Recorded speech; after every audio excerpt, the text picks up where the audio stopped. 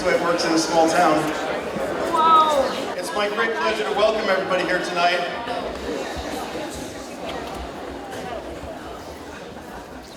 And to welcome and to thank our co-hosts from the Northeast and Northwest Greenwich Associations, Ted Woolworth and Alan Williams, who are here. You guys wanted to come up and say hello. Might as well do it right off the bat.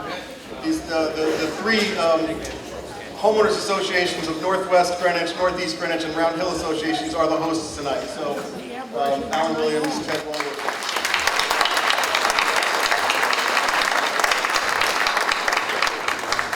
Good evening. This is a great night.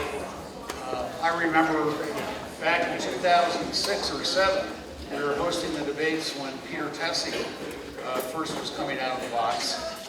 And as a matter of fact, the Round Hill Association, Northwest Greenwich Association, and the Northeast Greenwich Association have more in common than not. And often our board of directors discuss issues, we discuss issues amongst ourselves that we feel matter to the community, to the town of Greenwich, to help keep the essential character and quality of our neighborhoods. And I just ask the officials that are debating tonight that they remember that neighborhoods matter and we care and we hope you care about what we have to think about what goes on in town. Thanks for being here tonight.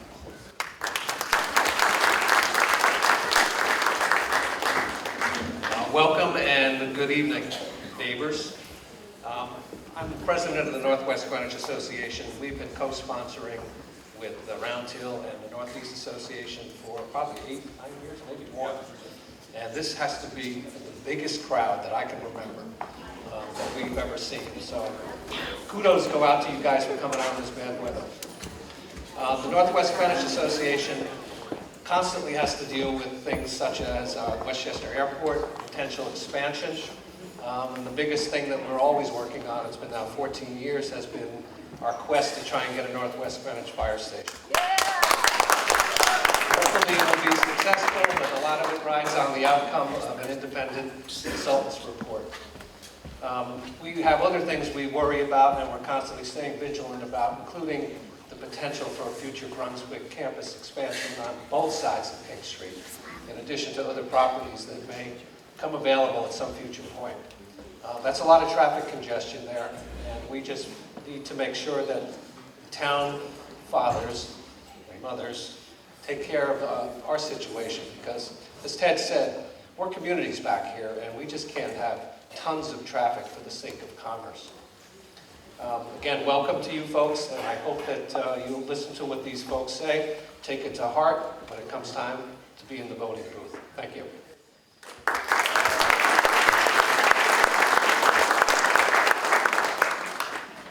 I also want to say a special thanks to Yara Burnett, who will be our moderator for tonight from the League of Women's Voters.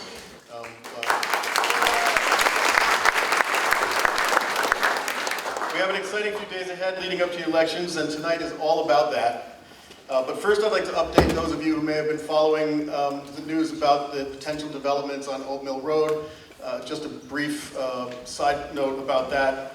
I think I have a letter here from the attorney. It's best for me to just simply read this. This is from the attorney for the developer. It's addressed to the Inland Wetlands and Watercourse Agency, and it's attention to the director, Pat Sesto. Dear Pat, please accept this letter as our confirmation that the subject application is withdrawn. Thank you.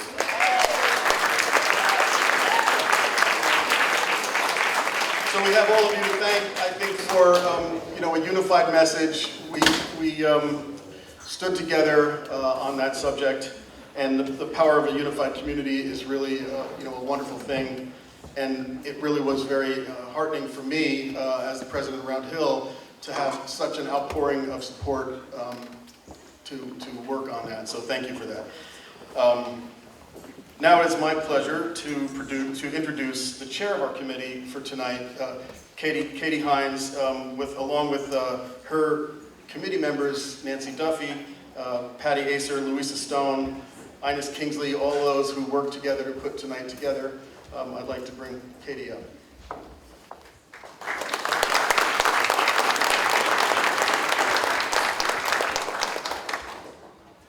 I'll be brief because I know you all really want to hear from the candidates, not me. This was great. We are really excited to continue a tradition that Round Hill has done for several years now. Unfortunately, last year we were not able to do the debate, so with Nancy and Patty's help and Ines and Louisa and really the whole group tonight came together. We're really grateful to all the candidates that took time out to be with us here, and Yara for excellent moderating abilities. And you've heard from our 3 organizations that are sponsoring tonight. And I would encourage, if you're not involved or don't know about the organizations, to reach out and find out more.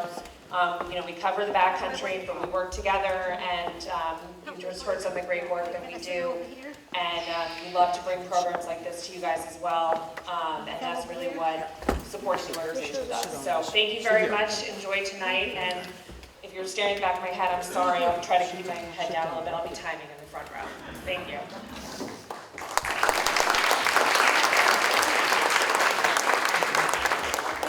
All right, we're finally there for the debate. Thank you all for coming. My name is Yara Burnett. I will be your moderator. And before we start, a few words about the format for this evening. We will start with the debate for the Board of Selectmen candidates, which you see on the dais already. That will adjourn. It was originally going to be 7:40, but we started a little late, so I think maybe we should go a little bit later, give them another 5 minutes, if that's all right. It will be immediately followed by the debate for the first Selectmen candidates, and that will end approximately at 8:35, 8:40, because again, we're running a little late. The candidates will answer questions that have been prepared by the 3 associations that have been presented to me for the first segment of the debate, and then there will be time for questions for the audience. Candidates will have 2 minutes to answer questions, and the same question is addressed to both candidates. If Ms. Rabin goes first, Mr. Litvak will have the same question, will have the same 2 minutes to answer. However, Ms. Rabin will have the opportunity of a 30-second rebuttal, and we will rotate this all along. All right, so in the first debate, 25 minutes for the questions that were prepared by the Neighborhood Association, and then 10 minutes for audience questions. The audience is kindly requested to refrain from applause until the end of the event, and please turn off your cell phones, if you would. I will now introduce the candidates. To my right is Ms. Lauren Rabin, Republican candidate for Selectmen. To my left is Mr. Sandy Litvak, incumbent Democratic candidate for Selectmen. If the candidates are ready, if the timers are ready, we're ready to go. First question, which will go to Ms. Rabin, and that was determined by a draw. What would your role as a selectman, both on the Board of Selectmen and within the town, be? How would your role be impacted if your party is at the minority party on the Board of Selectmen? And I will repeat if need be. 2 minutes, timers? They will give you a 30-second notice and then a red card for stop. First, I wanted to thank the Round Hill Association, the Northeast Association, the Northwest Association, and so many of you who came out on this rainy night to participate in this event. I really appreciate it. So the question was, what do I envision my role on the Board of Selectmen being? Very similar to the question that we had on October 10th. It's a 3-person board. I see my role as somebody working collaboratively with the other 2 members to move Greenwich forward and all the things that we're trying to accomplish from both an economic standpoint, an education standpoint, an environment standpoint. I have some specific experience that I bring to the role. I have been on the RTM. I see a lot of faces here from District 11, District 10 that I served with. I was also on the Board of Social Services. I am currently on the Board of Education. And my last meeting is on November 7th after the election, interestingly enough. And what I'd like to accomplish as a selectman on the 3-person board is to first and foremost embrace our new superintendent. Coming from the Board of Education, we've had a revolving door of superintendents, and that's really impacted how things are running from an accountability standpoint, from an infrastructure standpoint. We've had 5 superintendents in 4 years, and we need to really make sure that this superintendent stays in the town. Not only from a community standpoint, but from a town hall standpoint. Also, want to be someone who is nominating people to commissions and boards. And then lastly, with a technology background, 35 years, bring technology to town hall to make things more efficient. If I was the minority on the 3-person board, I would just get my ideas across just as much as I was in the majority, excuse me. I would listen. Thanks. Thank you very much. Mr. Litvak, same question. I too would thank everybody for being here and thank the association for having this. Obviously, I am a selectman, and I've been a selectman, and I've been a selectman as the minority candidate for the past 2 years. So let me blend both together.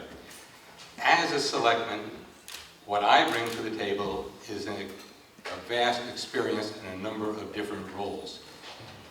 If I were re-elected as a selectman, if I were part of the majority controlling the board, I would say not only would we all cooperate together, since I've been the minority, I know what that's like, and therefore it would be important to embrace the third one with the 2 of us. But equally important, what I would want to focus on is economic development. Those of you who know me know I talk about it at every turn. I talked about it 2 years ago. I'm still talking about it, and I want to bring economic development to Greenwich to really move the town forward. The other thing you do, and particularly as a minority selectman, is what I've done, and I suggest it's what anyone does, which is you make sure that the other side of every issue is aired. You make sure that all the facts are before. It is so easy for the majority, any majority, to slip into the comfort zone of just acting instead of asking the tough questions and bringing certainty to the fact that the issues are focused on. That's what I do as a minority selectman today. If I were elected again and were in the minority, that's what I would do tomorrow. So that's what we do, but collegially, and we've been able to do that. I would look forward to doing it again. Thank you, Mr. Litvak. Anything to add? 30 seconds. I'll get the timing right. So I was trying to finish, I would listen, because at the end of the day, we're here to serve the community. We're not here to serve a specific party. So I am a listener more than a speaker. So I would be listening to the community and bringing in what you value, certainly as the backcountry, into all the decisions we made. And that would happen regardless if I was in the majority or the minority. Thank you very much. Okay, we're ready for the next question. Mr. Litvak, it goes to you first. Vacant properties and storefronts, notably along, can you hear me? Notably along Greenwich Avenue have become a familiar sight, and there seems to be a proliferation of chain stores in an area which used to boast locally owned businesses. What would you do to encourage and support local businesses and attract new businesses to Greenwich? And I will happily repeat. Thank you. That really follows on what I talked about before. It's all about economic development. It is about encouraging the people who are here. So to answer the question precisely, the first thing I would do is make sure that we are talking to the existing merchants that are here. One of the things we do, unfortunately, or have done, or more accurately have not done, is we just assume that these people who are operating businesses here are here forever. They're not. They need to know from us what needs to be done. What help can we give? We hear anecdotally, every one of us hears, that it's very difficult to do business in Greenwich. Is it? Why is it? What can we do to remove those barriers that people encounter? The second question is, how do we attract new people into those stores? How do we do things that are going to revitalize the town? And that's what it needs. It needs a revitalization, particularly on the avenue. One of the things I've advocated for is starting in the spring, on weekend nights, close the avenue. Let's make it a pedestrian mall. Let's bring the restaurants out. Let's put music there. Let's get people in the habit of going back downtown, back into the avenue, back where there is a sense of excitement. It does another thing. It attracts people from all over the town, and it attracts younger people. It's a vibe, it's a buzz. That's what you do, that's how you attract people, that's how you attract business. Thank you very much. Ms. Rabin, your turn. Thank you. So in my background, I have a background in marketing, in high-tech and long-range planning. So I would apply some of the skills that I've used to grow revenue, retain customers, and apply that same sort of approach to growing stores and businesses on Greenwich Avenue. We have less empty stores than we had maybe a couple of years ago, and I agree with my opponent, it's about attracting the small businesses, and that's attracting families to Greenwich as well, because it's the families that live in Greenwich that are more apt to start a small business in Greenwich. And we do need to make it more accessible to start businesses. I was at a meet and greet and I learned from somebody who has a karate store that most people have to hire a lawyer to navigate town hall in order to get through the process of establishing a business. So there's got to be an easier way to get things done. And then also work with the landlords. A detraction is the rent and how much can government control, private renters, but there's got to be a sense of if these stores are vacant for a long enough period of time, that maybe there's going to be something that we can do working with commercial real estate to attract new businesses to the avenue. My running mate also has a concept for connecting the avenue to the waterfront, and I think that would be a major revitalization and attract new businesses as well. Thank you, Mr. Lidlack. Anything to add? Yeah, the only thing I would add to that is, just literally 4 or 5 days ago, I was out knocking on doors as we are wont to do. And I ran into a guy who is trying to start a business here in town. He wants to start, and by the way, I love the idea, he wants to start an ice cream shop, which sounded good to me. And he said to me, well, who do I talk to in town hall? And you know the answer is? Beats me. There's no one. You can go talk to the first selectman, you can go talk to me as a selectman, but there is no one charged with the responsibility of making it happen. Thank you very much. We're ready for the third question. Goes to you, Ms. Rabin, first. The median age of Greenwich residents is older in some neighborhood than in some neighboring towns. First, what can the town do to support this aging population and enable these residents to, quote, age in place, end quote? Second, how do you propose to attract and retain new and younger residents? Thank you. So I'm one of the people that I think are in a sandwich generation. So my mom is still in town, and my 2 children, I would love if they stayed in town. So aging in place, there's a lot that we should be doing. The town is fortunate. We were able to get a distinction for dementia friendly, and we're going towards aging friendly. And most towns that are nearby, and including New York City, don't have that designation. So if you're an older person, you might even consider moving into Greenwich because we've got those distinctions and those amenities to deal with aging in place. Some neighborhoods have accessibility that others don't. There's got to be things that we can do to make sure that our seniors are mobile, whether that's mobility on their own with sidewalks, if there's transportation that's needed. We have a lot of public and private entities that can equip seniors with transportation. And if it's the backcountry, perhaps it's putting some amenities in the backcountry that are certainly neighborhood appropriate. We wouldn't want to change the character. But are there drugstores or little convenience stores that you can make look like, something that fits the community so that they have some amenities that are accessible? For millennials, it's about making something that's vibrant, making something that's fun. I think Greenwich Avenue has turned into that with more restaurants, but it's also affordable housing and having a path to home ownership and having low taxes so that people can start their families once they get married and stay in Greenwich, both from a millennial, single, fun, apartment, cool, near Greenwich Avenue, home to senior. Thank you very much. Mr. Litvak. Well, it's an important and difficult question.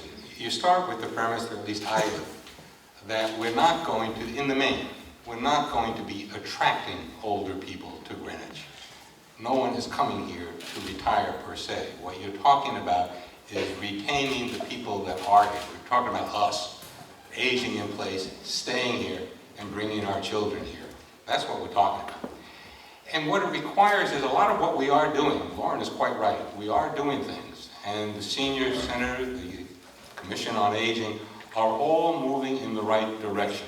It just really requires a focus. And to use a word which I'll use a lot, it requires leadership. It requires the commitment to get it done. There is no pill you take to solve these problems. There is no one thing that makes this the most attractive place to be.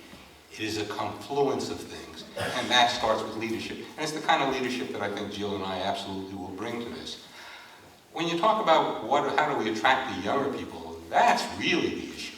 That's really the issue. And the answer, candidly, I believe, is you start with education. You start with our schools. You start with making that attractive. You start by having schools that look like they're in the 21st century, not the 19th century. You have schools that have fields that are playable for kids. That is what attracts people. Young people are going to move here with their children because they want them to grow up in Greenwich, because Greenwich provides the kind of first-rate quality education and living that we all want. Thank you very much. Anything to add, Mr. Eben? I think the only thing I would add, in addition to the quality of schools that we have, depending on if you have school-age children, I'm thinking more of folks that are in that early 20s to early 30s stage.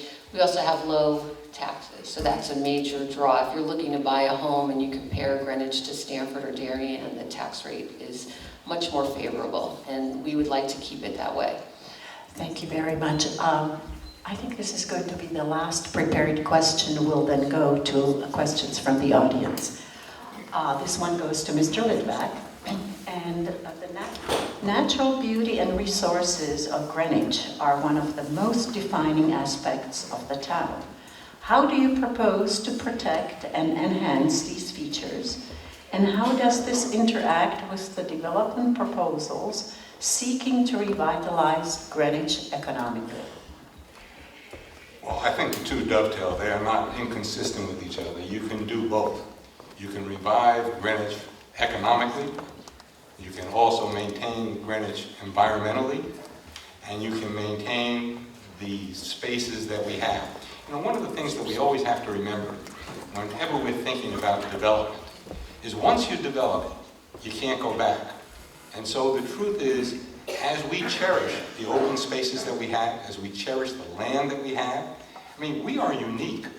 And as we cherish it, we have to make sure that we continue to maintain it. I think there is a focus on that. There's a focus on the environment. I know Jill and I feel very strongly about trying to make sure, apart from sidewalks, that there's bike paths, that people can get out, that people can enjoy what Greenwich has to offer, both here in the backcountry and down by the water. This is not inconsistent one iota with developing our town further economically. We clearly can do both. There's a plan to do both. If elected, we'll put that in works. Thank you, Ms. Raven. Can you repeat the question, please? Certainly. Let's see. Sorry, I flipped my page to first Selectmen already. The natural beauty and resources of Greenwich are one of the most defining aspects of the town. How do you propose to protect and enhance these features? And how does this interact with the development proposals seeking to revitalize Greenwich economically? Everything is always a balance, and you have to look at all the competing needs. We certainly have to protect our environment. We're so fortunate to live in this town with so many wonderful natural resources. I think the plan of conservation and development certainly addresses that, and I support everything that I read in the plan, and I'm sure many of you in the community have contributed to that. And then it's balancing develop. Nobody wants overdevelopment, especially here in the backcountry. We don't want what was going to happen to the Mel Gibson estate to happen.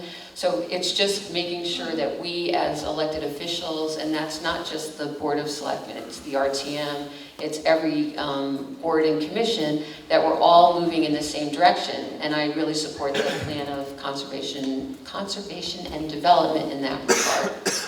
Thank you. Anything to add? Okay. All right.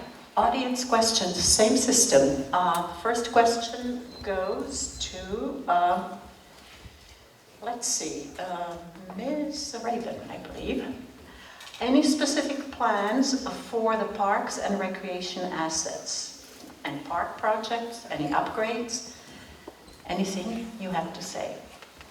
Sure. So first of all, it's if we can try to acquire additional space. We do not have enough fields for recreation or just passive use. It's also using natural grass as opposed to artificial turf.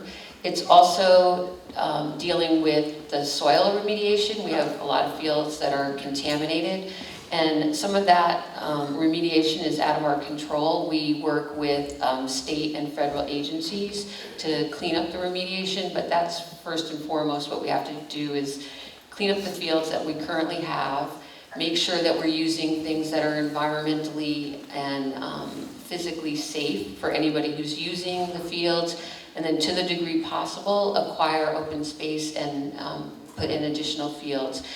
We talked about, aging in place and millennials and getting out there. We have so many health issues, such as obesity. It would be just wonderful if we could just get out more. A lot of people have animals.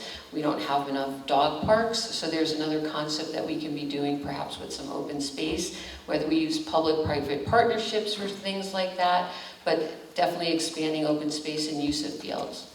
Thank you. Mr. Lindback. Well, I agree with Lauren that fields and open space is an important part of what we do.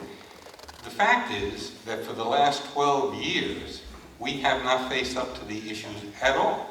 That's the truth. The truth is we have a field, as everyone knows, at Western Middle School, which has been closed for 3 years. We have had total inaction. We close our eyes and pretend that there's no environmental issues around town. We close our eyes and pretend that the fields are all fine. They are not. We know that they are not. We have got to tackle that problem. Our open space is one of the most important things that we have. We've got to make sure that it's usable. That requires facing the issues and dealing with the problems. When someone says to you, well, gee, we're limited because of the state, that I respectfully submit is a cop-out. It's our responsibility. If the state isn't doing it, it's our responsibility to push the state. I know how to do that. Jill knows how to do that. We will do that, I assure you. Thank you. Anything to add to that?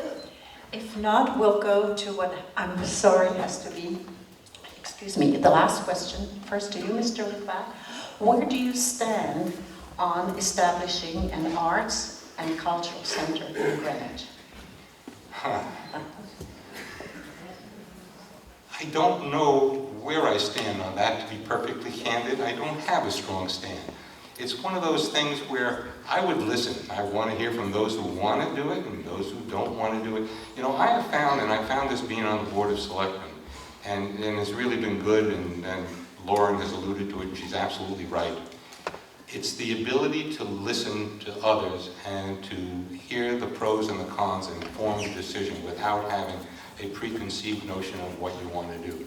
I have no preconceived notion on this.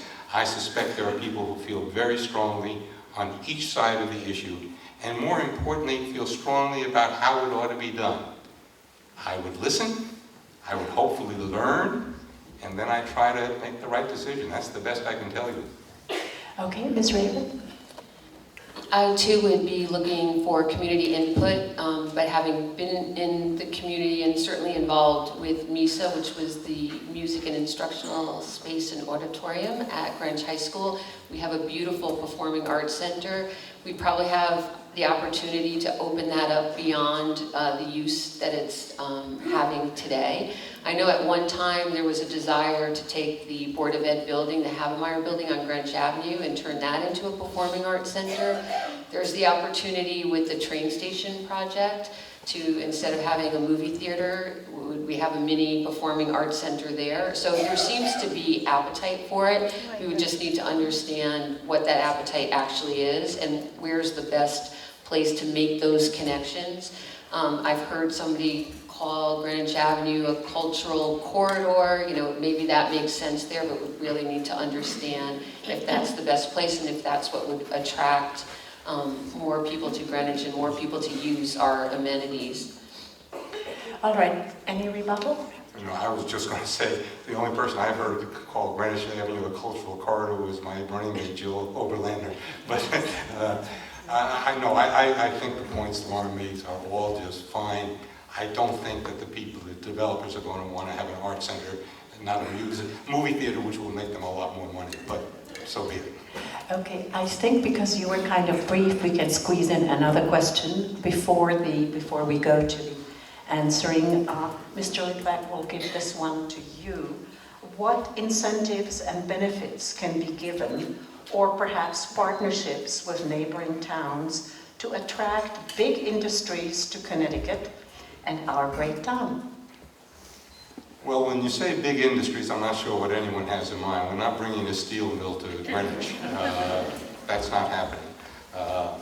So there are things we can do. Clearly with Stamford, there are things we can do. And I think we are doing some. Obviously, it is in our interest to see the area generally grow. If people are doing business in the area, this is a wonderful place to live and we will attract them. So when you say what can we do, we can work closely with them. I don't know that there are particular incentives, since each town is going to have its own particular view as to how it wants to operate and why it wants to and how it wants to attract. We have unique advantages here. Among other things, we have all the assets that we have talked about. We are the closest town in Connecticut to New York City. We are close, obviously, to Westchester. We bring all of that to bear. So while I would work with other towns, and I think we should, and we do currently, particularly with Stamford, we pretty much can stand on our own in many ways and make our own best case. We are our best salesmen. Thank you. Ms. Raven? So with respect to attracting industry or business, you know, we have to first realize we're in the state of Connecticut, which is not necessarily, you know, the most business-friendly state to attract enterprises to. We can do what we can within Greenwich, and I fully believe that with the right people and the great minds together, we can make that happen. I've had ideas about, you know, attracting some high tech. We have so many amazing students that go to our public schools, that go to our private schools, that win Intel awards, you know, and they're moving away. You know, can we capture some of that brain power back into our town? But also work with neighboring towns. Stamford Mall is going to be redeveloped because Sono Collection was created. So do we need to somehow create more of a shopping destination, you know, back in Greenwich, because there'll be maybe a void in Stamford? Certainly we would partner with Westchester Community and, I mean, yes, the whole Westchester County, sorry, I didn't mean to say community, and Stamford. I know that the airport is an issue, you know, so what do we think about in terms of industry with respect to the airport? Is there a way to create any win-wins there? Okay, thank you. Anything to add? I was just going to add one thing. I have talked now for 2+ years about trying to attract tech business to this town. Trying to attract an animation studio. We have one. Disney owns it. There's no reason why we can't do more. Instead of coining slogans like Think Greenwich, let's get to work doing it. That's what we're going to do.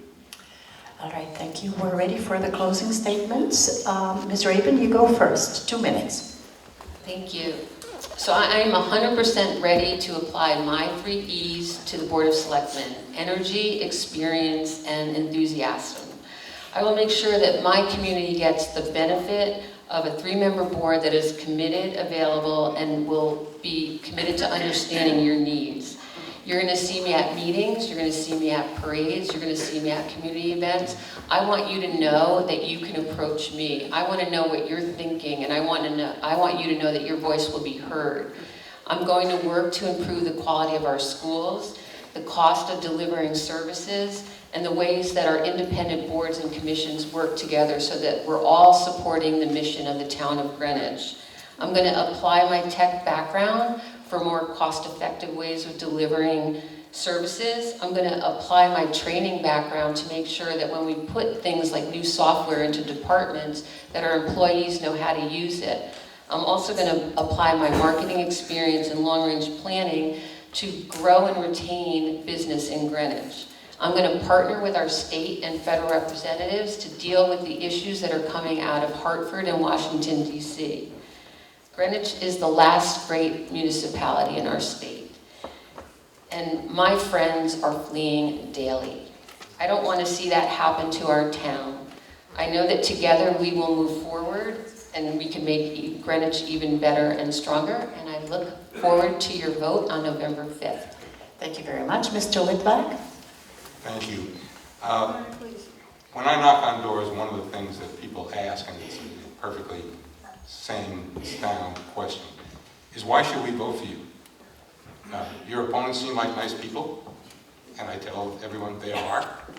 So why should we vote for you? What a Jill and I. And we are running as a team. If you want us, you have to go for us separately, but we're running as a team. And the reason we're running as a team is because we think we bring something unique to the table. And if elected, I think we will bring something unique to the table. Jill is steeped in municipal government. Not just municipal government generally, having worked in New York City, having been part of the revitalization of downtown Lower Manhattan after 9/11, but steeped in Greenwich municipalities, steeped in everything Greenwich, whether it's the BET or the RTM. She's done it all. My part is different. I bring a different set of skills. I think my skills are unique. I bring the fact that I have been a lawyer for more years than I'm going to mention. I've had two major law firms. I was the Assistant Attorney General of the United States, appointed by the President and confirmed by the Senate.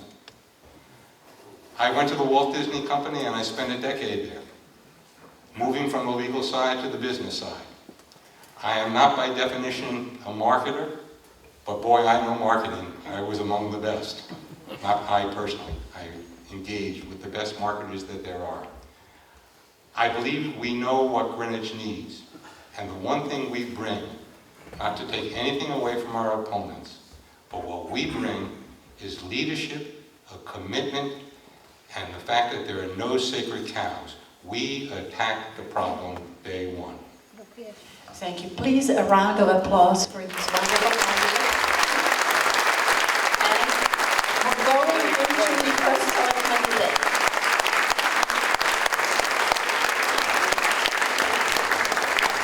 Center is to my right, but let me introduce the candidates first. Ms. Oberlander, Democratic candidate for First Selectman, and Mr. Fred Camillo, excuse me, Republican candidate for First Selectman. Ms. Oberlander is going first for the first question. The format follows what we have done before. Question number 1. We've seen, to some extent, the impact of the national political climate locally here in Greenwich. Is this an issue that concerns you? And if so, how would you seek to address potential division within the community? Thank you for the question. Let me first start by thanking the Round Hill Association and the Northeast and Northwest Greenwich Associations for hosting tonight's debate. And thanks to all of you for coming tonight. It's so wonderful to see so many friends and family in the audience. The national political climate. Yes, unfortunately, these are partisan times. And it has trickled down locally. It's not just policies that impact us. It's attitudes and rhetoric, and it is really unfortunate. In terms of how to address it, so I'm currently BET chair. I'm the first democratically elected BET chair. I was elected unanimously by my peers, and until we got to this recent election, we operated on a bipartisan basis. Our discussions, our committees, our project groups were all done on a bipartisan basis. In fact, one of the first things I did as BET chair was appoint 2 former Republican BET members with the concurrence of the full BET to serve on a special project team. That gave the advantage on the committee to the Republicans, but that shouldn't matter because our issues as a community shouldn't be partisan. It should be policy over politics every day. I vote for the person. I worked for Joe Lhota when he was the Republican candidate running for mayor for the city of New York. Some of you were supporters, and thank you. So how will I address it? I'm going to lead by examples. I have friends across the aisle, unaffiliated, libertarian. We're going to work together and we're going to get through it. We're going to do it through courtesy and through mutual respect, through open dialogue, and I'm hopeful that when we move past this very, very divided and unfortunate election season locally, and trust me, it's unfortunate for our community, we'll be able to resume collegiality. Thank you. Mr. Camillo, your answer. Thank you, Yara, and I also want to thank the Round Hill Association, the Northeast Association, the Northwest Association, and the New York Yankees for not being in Game 1 of the World Series, so I'm not distracted. The question about national politics coming down to a local level. I was born and raised here. I've never seen it this bad. Unfortunately, in the last few years, we've seen some using our town as a platform for a national agenda, and it has no place here.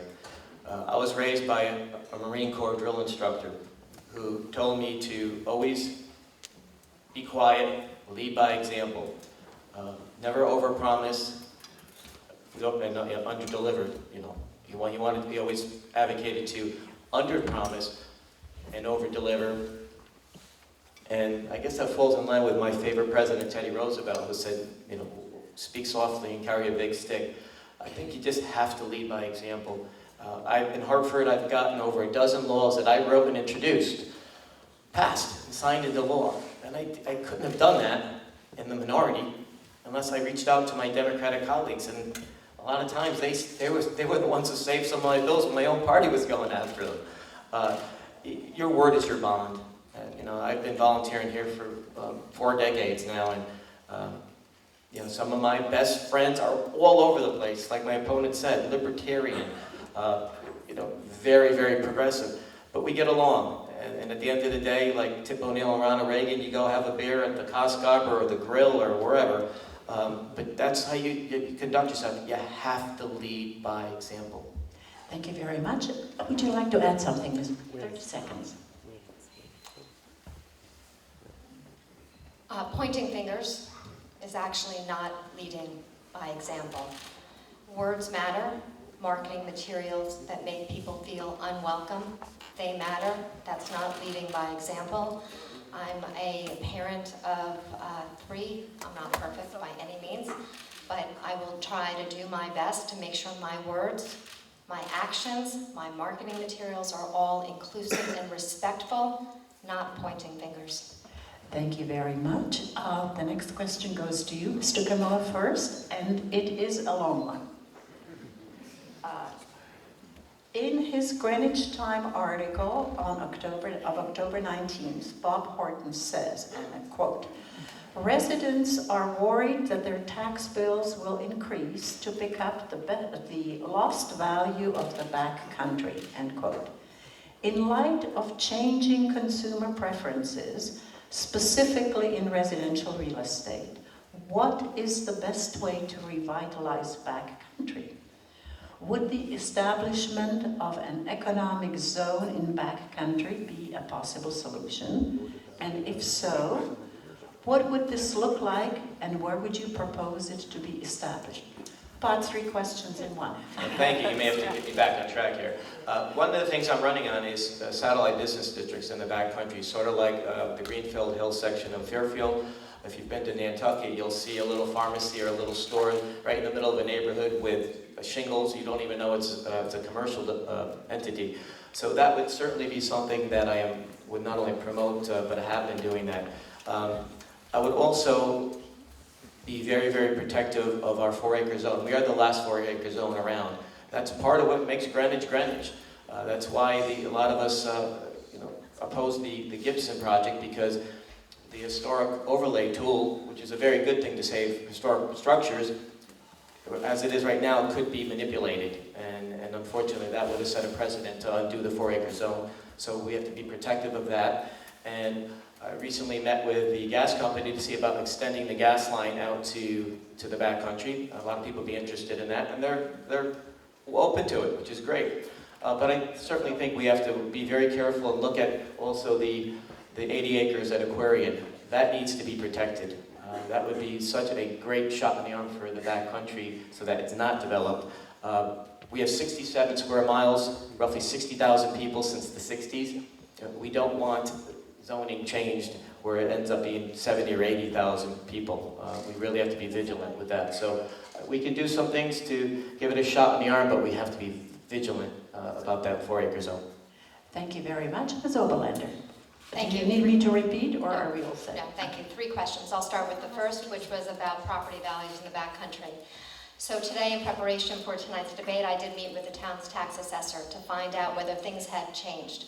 She is preparing the revaluation. It's done every 5 years. I expect most people know about it, but if you don't, all the properties in town are reassessed every 5 years. And what it's looking like for people in the backcountry is that property values are declining in the backcountry. The values are shifting closer to the waterfront. So it's our grand list, she does not predict, will drop in the aggregate right now, absent some other national catastrophe, but there probably will be a shifting of value. So that is something that we're very, very sensitive to. And as BET chair, one of the most important things is making sure that we keep our property values high universally and our taxes low, that we provide effective governance and services, which is what I've been able to do as your BET chair the last 2 years. Critically important to have a low and predictable mill rate. We had the lowest mill rate increase in over a decade under the Democratic leadership, and I'm committed to keeping it that way. It is very important for the return of our property values that we have low taxes. I'm very sensitive to that. So there is a concern, and we'll be watching it closely. Best way to revitalize backcountry, in addition to keeping our taxes low. There are lots of ideas on that, but important is our schools, as Sandy talked about in his remark. We have to invest in our schools, okay? Backcountry, we have beautiful, beautiful homes and zoning, and we want to protect our natural resources. We also want people to buy our homes. Young families are the ones that are going to fill those bedrooms, actually. So we want to invest in our schools to improve the infrastructure, which is deteriorating, that we have underinvested in over the years, so that we can bring more young families back here. In terms of the economic development zone... I'm afraid we don't have time for that. I'm so sorry. Would you like to add anything, Mr. Camillo? Sure, a couple of things. One, I appreciate my opponent saying that she presided over a 0% mill rate increase last year. What she doesn't tell you is she was the beneficiary of a Republican initiative to switch over to the state healthcare system, which saved us about $13 million to put her in a position to do that. So thank you for following through. We are going to have the revals next year, and you are going to see less money coming in, and we're going to see a shift from the backcountry to downtown. New Canaan just saw a 7.7% decrease in their grand list, which has resulted... Thank you. There was a 30-second thing. Too bad. Maybe we can discuss it after the meeting. Okay. The question now goes to Ms. Oberlander, I believe. The question is another long one. There are several large tracts of land in Greenwich which could potentially be ripe for development, many of which are in the back country. Given current zoning regulations and special zoning options, such as the historic overlay, there is the possibility that these developments could utilize these well-intentioned zoning regulations to develop the land in a way which is not necessarily in keeping with the town character and the goals of the plan of conservation and development. What would you do to address the issue? Thank you. I'm going to start with finishing my last question and just correcting the record. I seem to be correcting Mr. Camillo's record quite often these days. It was not actually a Republican initiative. It was an initiative started by the teachers, actually, and we got the advantage of it throughout the entire town. It was implemented by the town HR department, and yes, I did get the credit for it as BET chair, and there were lots of other initiatives that when there's a Republican leadership, they get the credit for them. So yes, I'm happy to take the credit for it, and I want to thank the teachers who initiated that and the other labor unions who agreed to go to the State Health Partnership Plan. With regard to protecting large tracts of land, let me just tell you and be on record.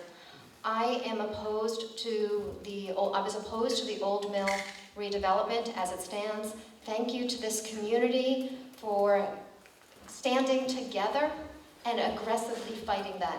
Directly out to you, Mr. Conti.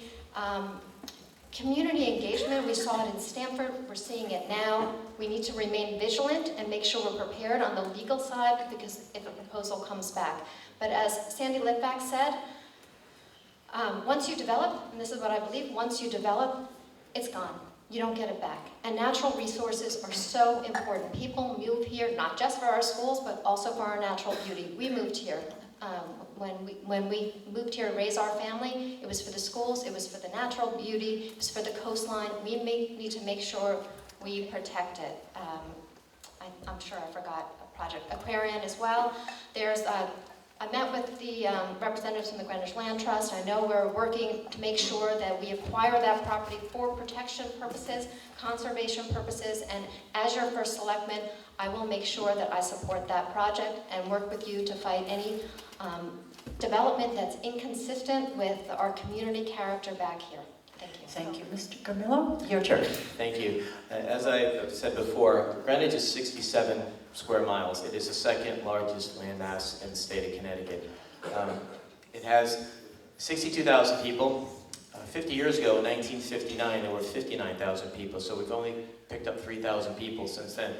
Big difference is there were 14,000 registered cars, and today, as of last year, there's 54,000 cars.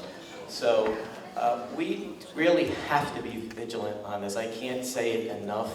We're going to keep repeating ourselves up here, but it's worked pretty well here. You don't want to see a town of 80,000 people.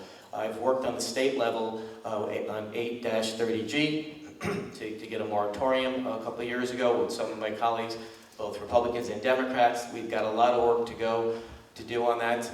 We have, I kind of go into the housing part of it, but those tracts of land, and again, Mr. Conti, hats off to you for all you did and the association to oppose the Gibson project. But at the end of the day, the 4-acre zone is sacred. I know we heard before, no sacred cows. Well, that's one. You want to keep that and make sure. And even though the first selectman doesn't have zoning under his purview, you have a voice. And you have a powerful voice. And as for the first selectman, I always use that voice. Thank you very much. Anything to add? Yes, I'm going to use my rebuttal time to go back to the questions I didn't get to finish. Economic development zone, you asked me about an economic development zone in Northwest. So one of the things the tax assessor said to me today, our mill rate is the same for commercial as it is for residential. And that works to the benefit of our community because businesses locate here for our low tax rate as well. So to do an economic development zone would throw that off kilter. It's not that we couldn't do it, but it might not work to our advantage actually overall to change up our tax structure. What I would rather do is a little bit of increased vitality through economic development incentives. Thank you very much. Okay, this question goes to Mr. Camillo, not as long as the others. Given the Greenwich is the last town in Connecticut to have an area with minimum 4-acre zoning, what do you see as the future of backcountry acre minimum zoning requirement? How important is this to the character of our town? And if elected, would you support the continuation of the 4-acre zoning? We talked about it, but it gives you a chance to talk some more. Yeah, I think we're repeating ourselves here, so I'll say again that we're totally committed. Lauren Raven and I are totally committed to that, and I'll save some time there so we can get to maybe another question that we haven't covered. Okay, Ms. Overlander. If I understood the question is, do I support 4-acre zoning? Yes, yes, and you know, how important is it to the character of the town, and what do you see the future of backcountry to be? Well, I'm going to actually open it up to the audience and listen to you since you live back here, but I think most people support 4-acre zoning. If you support 4-acre zoning, please raise your hand. If you don't, please raise your hand. Pretty Okay. decisive. So, yes, I'm going to support 4-acre zoning, and I'm going to fight for it. That's the will of the people. It's democratic community, so. Okay, well, let's go to another question to you, Ms. Oberlander. There is much discussion about capital projects and improvements that have either been proposed or considered for the town, including those proposed by the Board of Education. What in your opinion is a priority project? How would you seek to move this project forward? And what kind of financing would you propose for this and other capital projects? So 3 questions in that. Yes. What are the priority projects, how to move them forward, and how to finance? Okay. Priority projects, there are so many of them, right? Because we've been pushing off our infrastructure repairs for so long. So I'm going to start with the Western Middle School fields.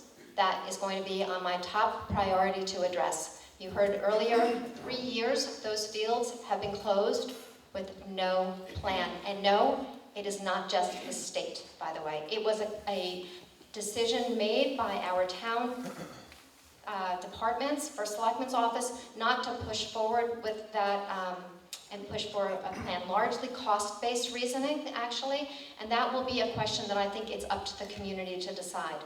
I met with the Director of Public Works, on Tuesday, yesterday, about some of the remediation projects. It is critically important for our children, for their health and safety, to have recreation options, for your property values, for our schools to be open and safe for all. So top priority is environmental remediation projects, moving them forward, investing in our schools, because that is the future of our community. Education is the foundation, and it is a public good, it's a right. We need it for our kids, we need it for our future.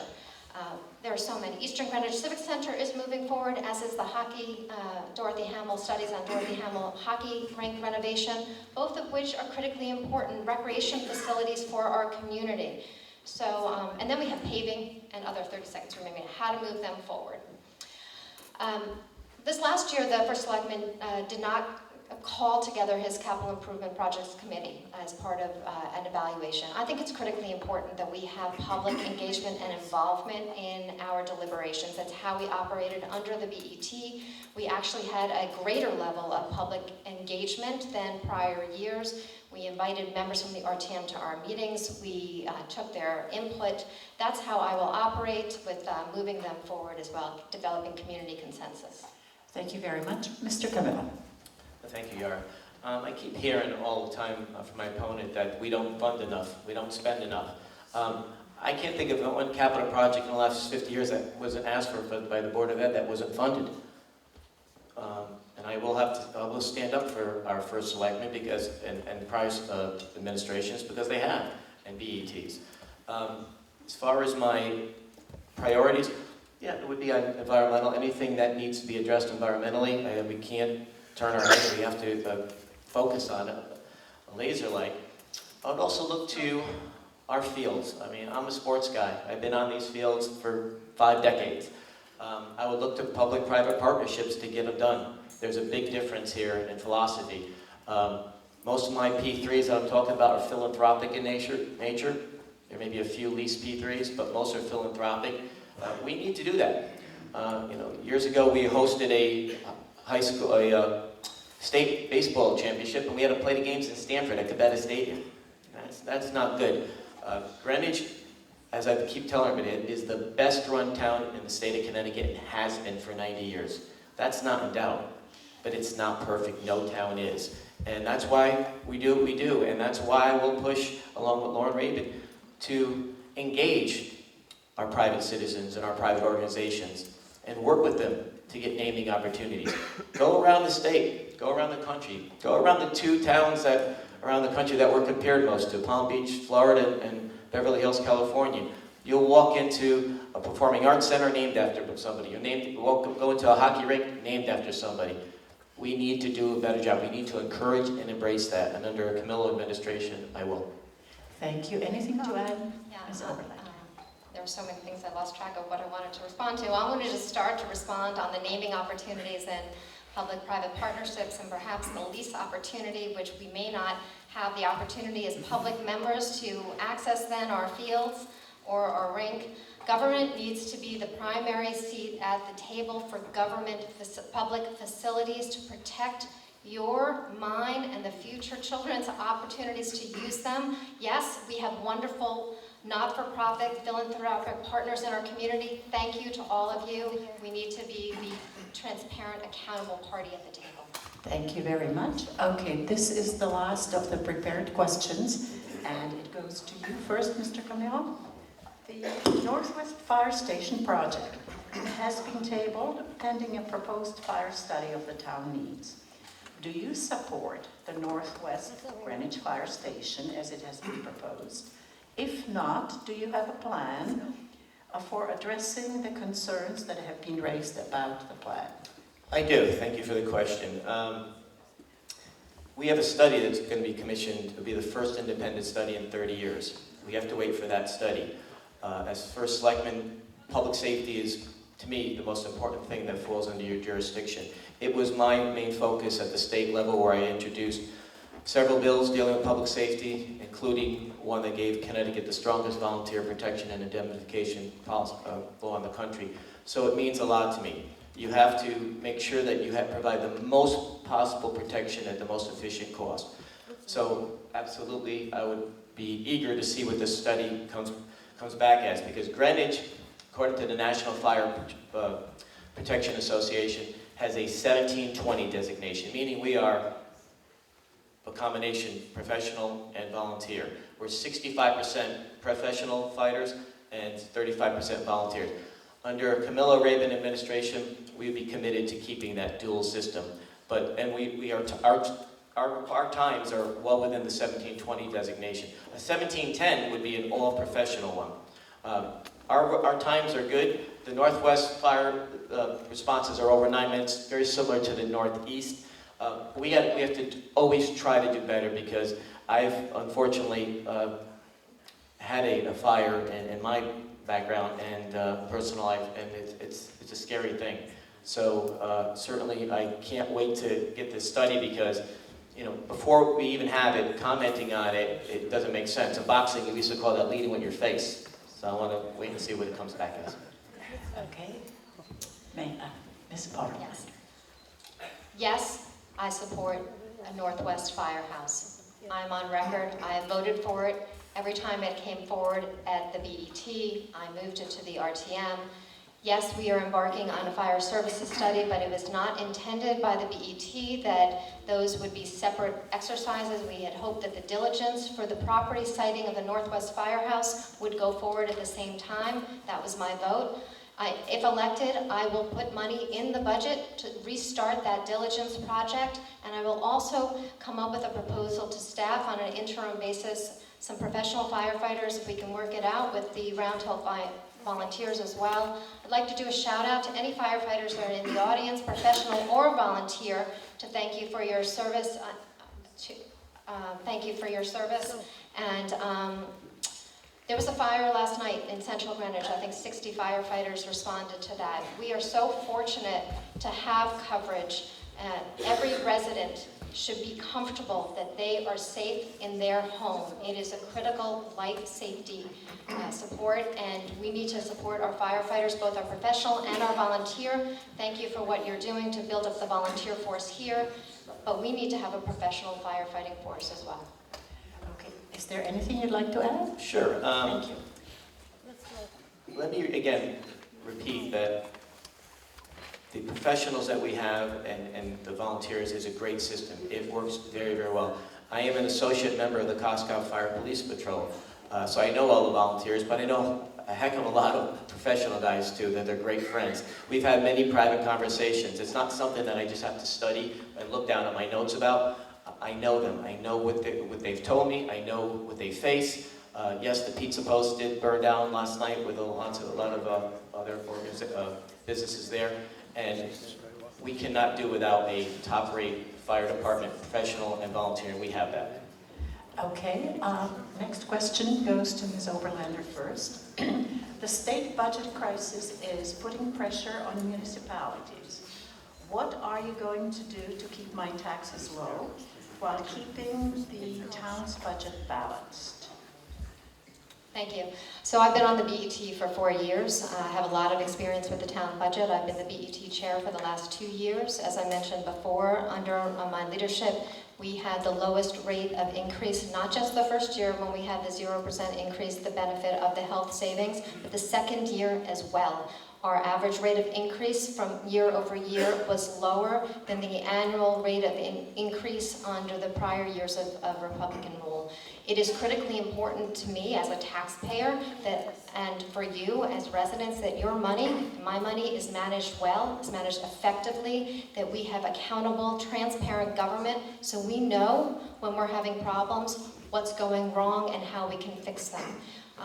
What am I going to do? I'm going to bring all of my legal skills that I have. I have 20 years, as you heard, of municipal and legal experience to bear to make sure we're not making mistakes as we've made before in some of our legal issues that have cost us money, that we're not seeing as many claims and litigations. We're paying a significant number of lawsuits now, and our insurance has gone up as a result. We're not going to be facing the whistleblower lawsuits that we're facing now in town, because we're going to pay a much closer eye to how we're doing business actually in town in order to prevent that kind of waste, which is not effective government in my view, to go forward. So smart government, accountable government, making sure we're moving to the 21st century, looking at departments that haven't been managed and taking a very, very close eye to our expenses as well. Thank you. Mr. Camillo. So we're talking about state policies. State policies, how will you keep my taxes low? Well, thank you. As somebody who has debated up in Hartford into the early morning hours, sometime this year we set the record going from, I think, 10 in the morning to 1 o'clock in the afternoon. I had the honor of being the last person to speak that night, that day. Not to be political, but there's been one party rule in this state. When it was under Republican rule, we were one of the top states economically in the country. Now, Tax Foundation just came out today. We're at number 47, which is, we trade places usually 49 and 50 with Illinois. That's a problem. People aren't leaving Greenwich because of Greenwich. They're leaving because of the state policies. That's not deniable. So what I would do is, we have to make sure that we do what we can to make Greenwich an even better place. We keep, people move here, why? Because of our schools, because of our parks, because of low taxes. They move here because of just the proximity to New York. We have to really promote that as much as we can, but also do even better. I always quote Vince Lombardi, you always chase perfection, and you chase it relentlessly. You're never going to catch it, but along the way, you just may attain excellence. And that's Greenwich. We're up here, but we need to be up here now because every single year we face it in Hartford. 2 years ago, in the minority budget, we got our budget pushed in, including something that Senator France back there and I put in to get some economic tax reform in there. But we have to do it alone because we're not getting any help right now from the state of Connecticut, and we haven't been for many, many years, unfortunately. All right, anything to add, Ms. Oberlander? Yes. So it is true that the money that we get from the state has been clawed back a little bit. We budget very conservatively as a result, so that you know that your taxes won't go up due to unpredictability on the state level. We're already budgeting very conservatively. I already have some ideas on where I would like to focus because I am so steeped in the budget. We can talk about the problems or we can talk about the solutions. I'm actually not leaving the state. I'm staying here. I'm committed to staying here. I'm committed to making sure my tax dollars and your tax dollars are well managed and spent on the services that we need. Thank you very much. Okay, next question goes to Mr. Camillo first. It's another long one.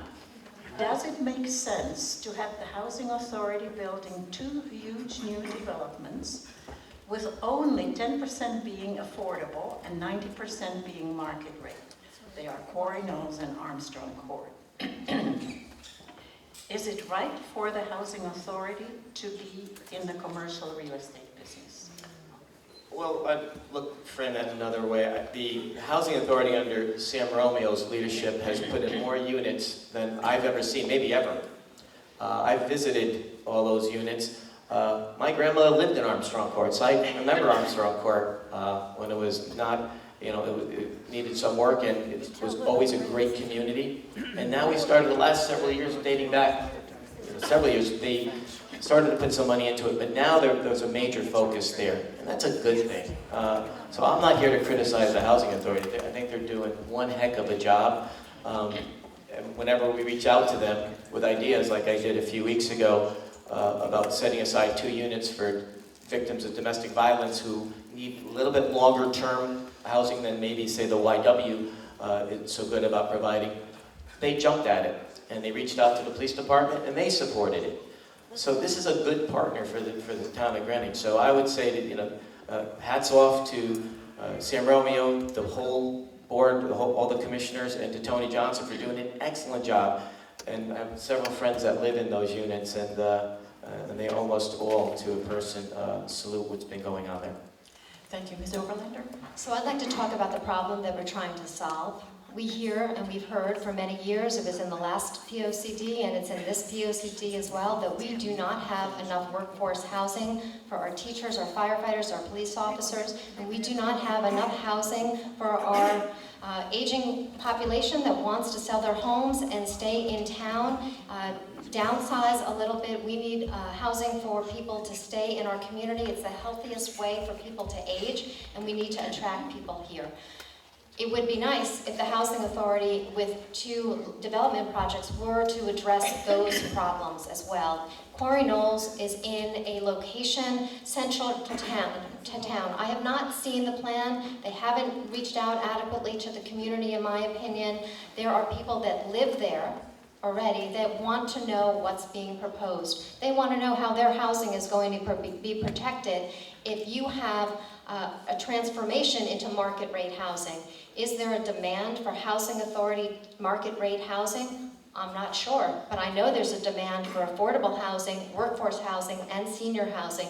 Those are the problems that we should be looking to solve in a way that keeps our community members in our community.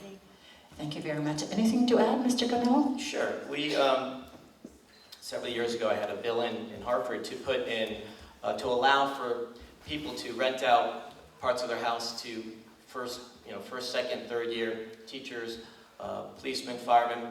They normally don't stay very long because they want to they don't want to live in an apartment eventually. They want to get some land, and a lot of them end up going to Monroe and Newtown. We see that all the time. But you want to give them a start here, and you want them to live in the community if they're not from here and get to learn about it. And that would also keep the elderly people that want to stay here in their homes. So, Okay, sorry about that. Long-winded tonight, sorry. Yeah. Okay, next question to Ms. Oberlander. Both first selectmen candidates have indicated that they will focus on an environmental agenda. What are 3 specific initiatives you will implement in this area? Okay, so environmental agenda. First, I want to give a shout out to Lauren Rabin. I've never been a trendsetter in my life, but I'm so glad that my 3 E's have resonated at least with Lauren. So thank you, Lauren, for making me a trendsetter. My 3rd E is the environment. Economy, education, and the environment. We need an environmental plan that sets forth actions that we're going to take and metrics to judge us by. I'm going to be working with the grassroots groups. We've already started meeting with them. They've been running our environmental agenda. They will help develop us, develop an environmental sustainability plan. I'd like to address, under the BET leadership, we added money to do a sea level change study because we know climate change is coming. We should be doing more of that. We should be making sure we're planning ahead for what's happening. Right now, we're working from behind. We need to be working from the front. We need to be prepared for what's coming, and I want to take a look and make sure that we're addressing those issues. Protecting our natural resources, preserving our open space, and planning for the future. Other aspects of my environmental agenda would be increasing energy conservation in our town facilities, making sure we're using whatever's available to us, whether it be solar, whether it be different light bulbs, but to making sure all of our town facilities are moving over in that direction. In addition, we should be bidding our buildings so that they are environmentally forward-thinking. We should not be building new buildings without at least the option to make them more environmentally green.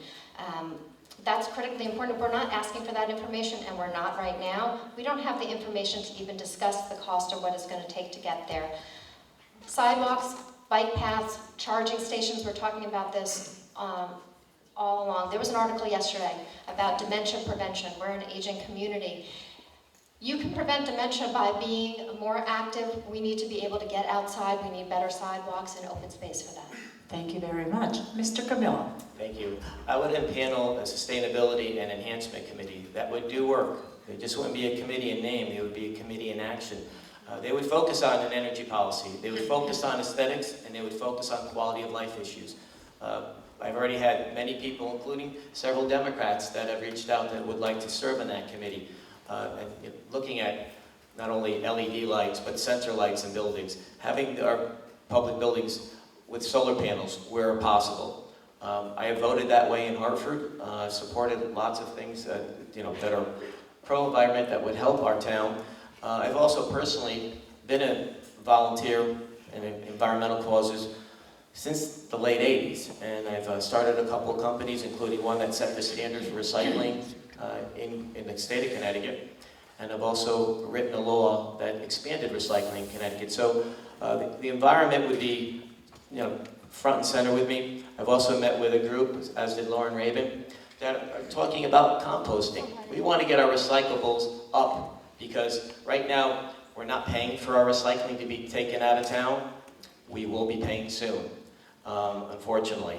With China not taking the recyclables, that's a big problem. Now, we were making good money, now we're not getting anything, but we will be paying. So it's going to be incumbent upon us to get our waste stream down. I know a lot about that, and I certainly would promote that, and I have given that group that does a lot of work my word that we would work to start a pilot program like we did in 1991, the first in the state that mandated paper recycling. Up to that point, it was only commingled mixed newspapers and cardboard. We, on our own, went and did mixed paper recycling and became the envy of the whole state. Under Camilla Rabin administration, I want to again make Greenwich the envy of the state environmentally. Thank you very much. Anything else? Yes, thank you. I didn't want to forget to mention that we do have representatives from a lot of our environmental groups in the audience, so thank you for your leadership and keeping us green, keeping the green in Greenwich. Environment encompasses more than just the waste reduction, pay as you throw. It's an economic incentive actually to reduce your waste, something I went to the University of Chicago Law School. Economic incentives actually in personal behavior work. We should be looking at how we can implement more of them. But I wanted to go back and finish that getting outside, getting our community to be able to access our natural environments and interact with each other is the healthy way to live, and I promise to do more of that. Okay, this is going to be the last question before the closing statements, and it'll go to you first, Mr. Camillo. It deals with the funding. Given the massive investment needed in the infrastructure, how would you finance it? Well, again, we're going to be looking at a situation next year, lots of situations where we're going to have less money. We know that with the revals coming in, possibly, as I said, with the recycling, having to pay for that. So we are going to have to look to those P3s to fund projects that people are willing to fund. And some may do it anonymously, some may want a name up there, but we're going to have to do that. We're going to, or look at some of the lease P3s, so we have a couple in mind there. That's something that we just are going to have to do. We're going to have to do less with more. You know, social impact investing. I don't know if you're going to get people to donate for you know, to get the sewers upgraded, but we're going to have lots of conversations. We've already spoken with people that we would sit down with right after the election and see where we can work with them. Not only them, but our partners all over, and even our partners in labor, who I've met with. One of the bargaining units, and they said, you know, we're not against public-private partnerships, just don't add things to us where you're asking headcount to be reduced, and then we have more work. And they're right, so anything that we do get from the P3, we'd have to make that's adding something to the workforce load, that we have a maintenance fund to take care of it with them. But certainly we're going to have to look to the private sector. Okay, thank you. Ms. Overlander. I think the question was about financing, right? Was that Yes, financing capital project. Yeah, financing. Everything's on the table, right? Open, transparent, community dialogue about our priorities, phasing of them, and financing of them. To the extent that there's private money philanthropically donated, and we have an open and transparent process that the community agrees upon, sure, absolutely. I appreciate all the philanthropy that our community already gives. This is the first I'm hearing that Mr. Camillo already has some lease P3s lined up or is thinking about them. That to me is not so transparent, but I'd love to hear about them. I'm sure you would as well. I think this is code for long-term financing. Interest rates are at historic lows. I will just, as you know, correct the record that the First Selectman does not decide on financing. The First Selectman helps develop priorities and will help lead a conversation about how to finance, but the BET and the RTM, they decide on the financing, whether it be cash, pay-as-you-go, modified pay-as-you-go, long-term financing. Every other municipality, by the way, uses longer-term financing, and so do we. We already use it. It's already in play. We use it for Nathaniel Witherall. We used it for Nathaniel Witherall. We used it for our sewers. We purchased property on not a debt financing, but a 20-year payout. So everything should be on the table to accomplish our priorities.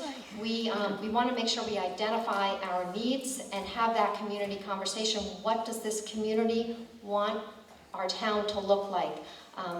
I'm going to stop there, but since I have some extra time, I forgot to mention that back to the firehouse, the Round Hill Firehouse, Volunteer Firehouse, is having their annual fundraiser here on November 1st. And so, because I don't want to take much time away from my closing, I'm using my extra 30 seconds. I plan to come. Maybe some of you will as well. Thank you. Mr. Camillo, do you have anything to add to the long-term financing?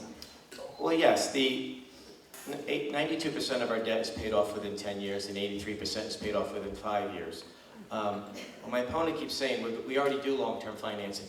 Yes, for dedicated funds where there's revenue streams that are thought to be able to pay for itself. That's it. Nathaniel Witherall, parking fund, sewer fund.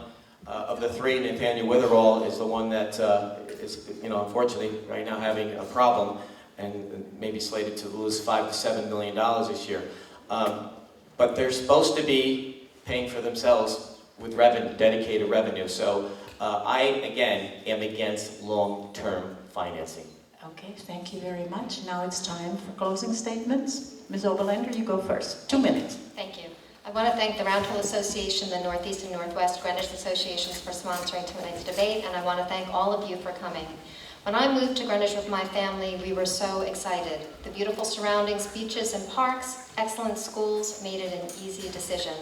My husband had his business here, and our children, now teenagers, were babies. I had been working in New York City in law and municipal government, and that was the best training for what I do today. Though we weren't born here, we've put down roots, and I love it, and we love it more each day, and we're staying. We're not moving to Florida, just like so many of you. It's been an honor to serve as an elected official and as your BET chair, and I'm proud of my record. Under my leadership, we kept your taxes low, lower than my Republican colleagues wanted, by the way.